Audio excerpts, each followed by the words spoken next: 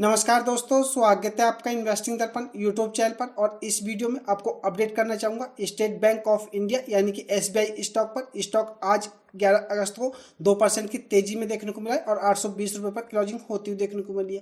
बात करें state Bank of India stock में तेजी की, तो तेजी एक बड़ी खबर के चलते देखने को मिल रही है और निवेशकों के लिए एक बड़ी अपडेट और state Bank of India stock से देखने को मिल रही है। तो ऐसे में निवेशकों को इस स्टॉक में आने वाले समय में अच्छे रिटर्न्स भी देखने को मिल सकते हैं। और फ्रेंड्स, अगर आप स्टॉक मार्केट में शॉर्ट टर्म या स्विंग ट्रेडिंग करते हैं तो भी आपके पास State Bank of India stock में इन्वेस्टमेंट के मौके बन सकते हैं। बात करें स्टेट बैंक ऑफ इंडिया की, तो इसके बारे में कुछ ज़्यादा बताने की जरूरत नहीं है कि किस तरह का स्टॉक देखने को मिलता है। अगर मैं आपको इसके 5 साल की रिटर्न्स दिखाऊं तो आप देखिएगा स्टेट बैंक ऑफ इंडिया 317% के शानदार रिटर्न्स बना करके दे चुका है। तो ऐसे में जो मेरे फ्रेंड्स सेफ स्टॉक में इन्वेस्टमेंट करना चाहते हैं तो उनके लिए एसबीआई स्टॉक एक शानदार स्टॉक है। इस स्टॉक को अगर आप थोड़ा समय देते हैं तो आपको इस स्टॉक में एफडी से ज़्यादा अच्छे रिटर्न्स देखने को मिलते हैं। बात करें स्टेट बैंक ऑफ इंडिया की, तो बाजार के जो जानकार हैं वह भी इस स्टॉक को लेकर के पॉजिटिव आ रहे हैं। तो ऐसे में आपको इसके टारगेट प्राइस भी पता चल पाएगा कि आपको इस स्टॉक में क्या टारगेट प्राइस शॉर्ट टर्म में देखने को मिल सकते हैं। बात करें state Bank of India stock में तेजी की, तो 8 अगस्त को स्टेट बैंक ऑफ इंडिया के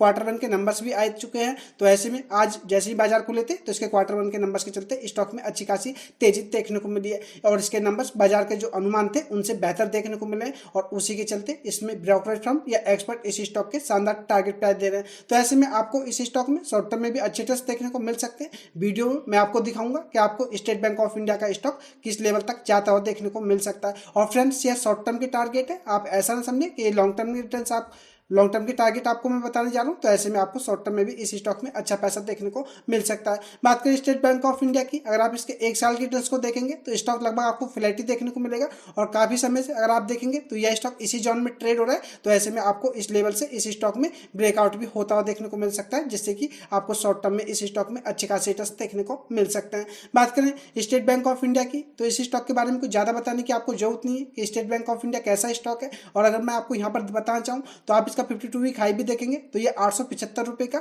हाई लगा चुका है। तो ऐसे में अगर आप इसके करंट प्राइस से देखेंगे तो लगभग 50 से 55 रुपए के टारगेट प्राइस आपको प्रति शेयर इस स्टॉक में इसके 52 वीक हाई तक भी देखने को मिल सकते हैं।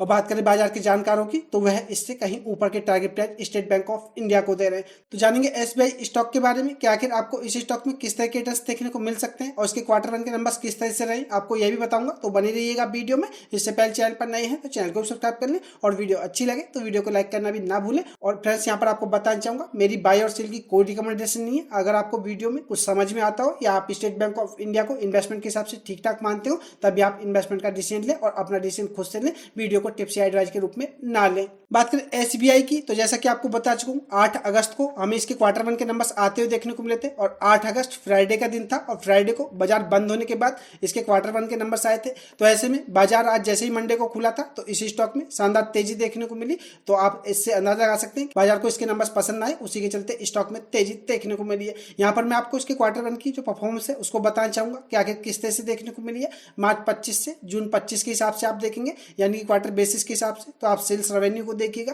यह 1,26,997 करोड़ देखने को मिलती थी, जो कि इस क्वार्टर 1,25,729 करोड़ रही है, यानी कि हमें मामूली सी गिरावट इनकी सेल्स या रेवेन्यू में देखने को मिली है।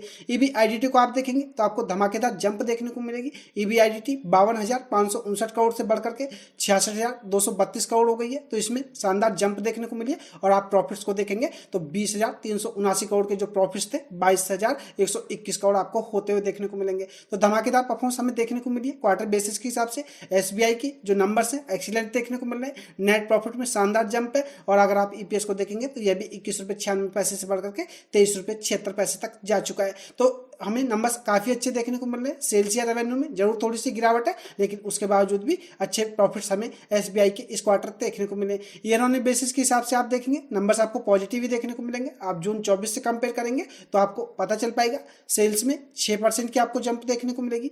ईबीआईडीटी को आप देखेंगे तो 3% की आपको जंप देखने को मिलेगी।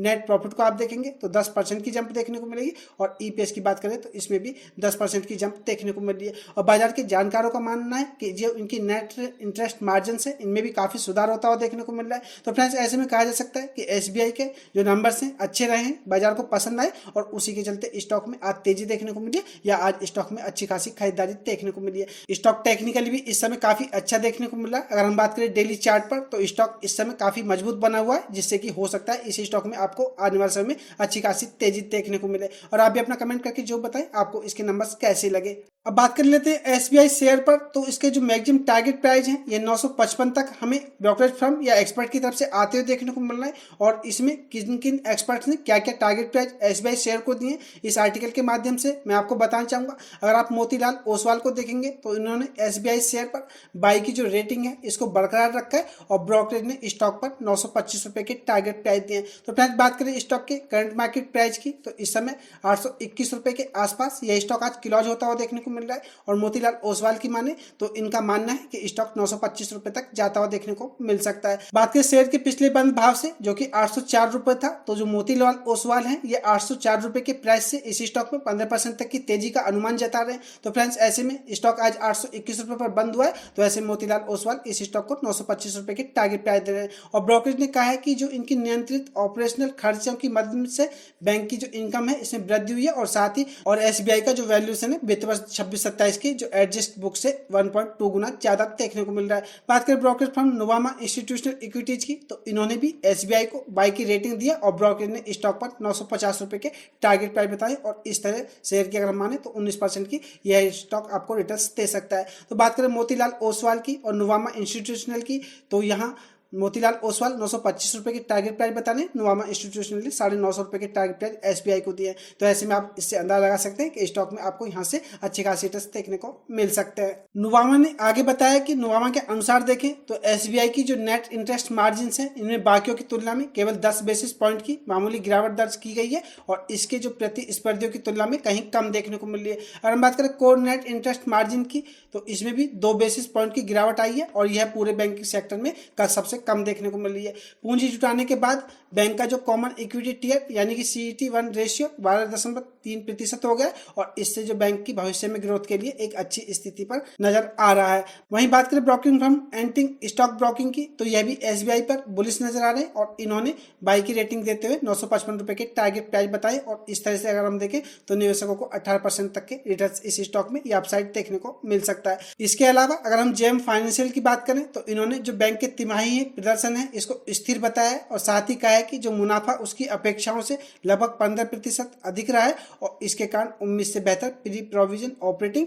प्रॉफिट्स यानी कि PPOP और वृद्धि और कम क्रेडिट लागत रही है। और ब्रोकरेज ने स्टॉक पर अपनी खरीदने की जो रेटिंग है इसको बरकरार रखा है और 950 रुपए के टारगेट प्राइस दिया है। तो फ्रेंड्स ऐसे में हमने 4 ब्रोकिंग फर्म को देखा, Nuvama institutional, Motilal Oswal, antique stock broking और JM फाइनेंशियल। अगर हम बात करें तो 900 प्लस यह इसके टारगेट प्राइस बता रहे हैं और बात करें नोवामा और JM फाइनेंशियल की तो यह 955 रुपए तक के टारगेट प्राइस SBI को दे रहे हैं। तो ऐसे में आप इससे अंदाजा लगा सकते हैं आपके पास इस स्टॉक में इन्वेस्टमेंट के मौके बन सकते हैं। और फ्रेंड्स एक बार आपको फिर से बताना चाहूंगा मेरी स्टॉक पर बाय और सेल की कोई रिकमेंडेशन नहीं है, बाजार से जो जानकारी मेरे पास है वही आपसे शेयर कर रहा हूँ।